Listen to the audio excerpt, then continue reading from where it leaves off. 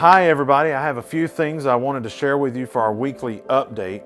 The Ignite Men's Conference is coming up March 8th through the 9th up at Thomas Road Baptist Church in Lynchburg, Virginia. And you can text MEN to 336-525-5870 to sign up, or you can contact Charlie Tate or Alan Watson for more details. Also coming up, Family Fun Night is March the 1st, and that's at 6:30 p.m. We'll be having bingo night in the multi-purpose room and a baked potato bar for supper. Finally, we have our membership class on March the 17th. That will be at 4 p.m. It'll be a great time of learning about our church, but there's no obligation to join if you attend. It's just for more information for you if you would like to know more about membership and joining our church. Now, for our devotional today, I was thinking about how huge of a fan I am of the show, The Chosen. And if you've been living under a rock for the last few years, The Chosen is a series on Jesus and the Gospels. And in my opinion, it seems to be the best treatment of those stories that I have ever seen. So if you haven't checked it out, I would highly recommend it. And so season 4 is the latest season that has come out, and it deals with some very difficult things. Things are starting to get a little more tense for Jesus and his disciples. Now, I'm not going to spoil anything for you. I want you to go see it for yourself. But in one scene from the new season, Matthew, if you're familiar with Matthew, who wrote the Gospel of Matthew, who was one of the followers of Jesus. He was a former tax collector, and now he is a disciple. And he's talking with a former acquaintance of his, and he can tell that this man is worried about something. He can't really put his finger on what it is, but he's distressed. He's worried about something.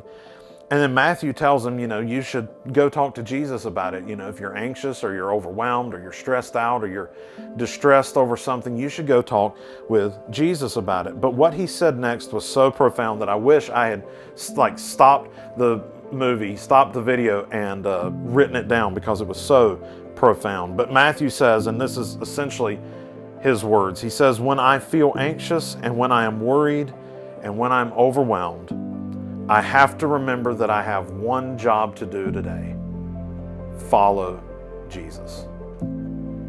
When everything is overwhelming, when I'm so anxious about everything, when I have all these thoughts running through my mind, the one thing that I have to do today is follow Jesus. What an incredible statement that is.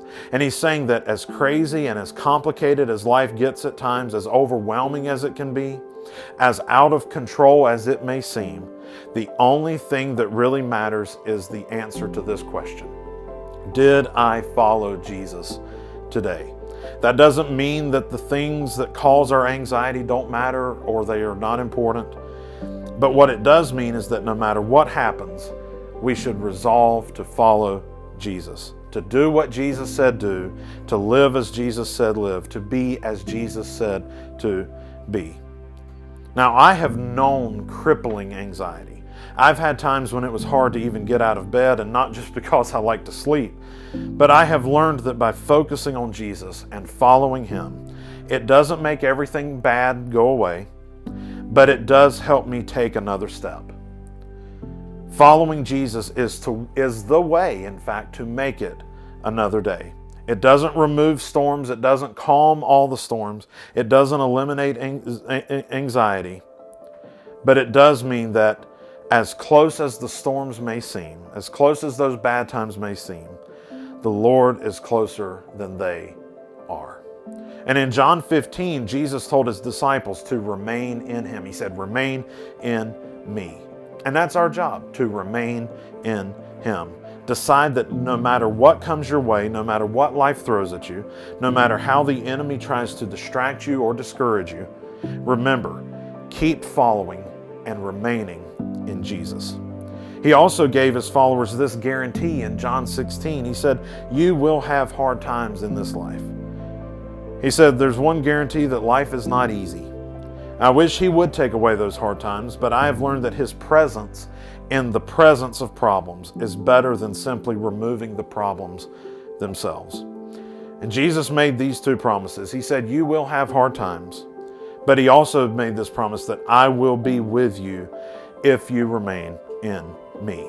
So if you remain in him, life may not get any easier, but knowing he is there, knowing he is with you, can make it a little more bearable. So have a great rest of your week, and I will see you Sunday.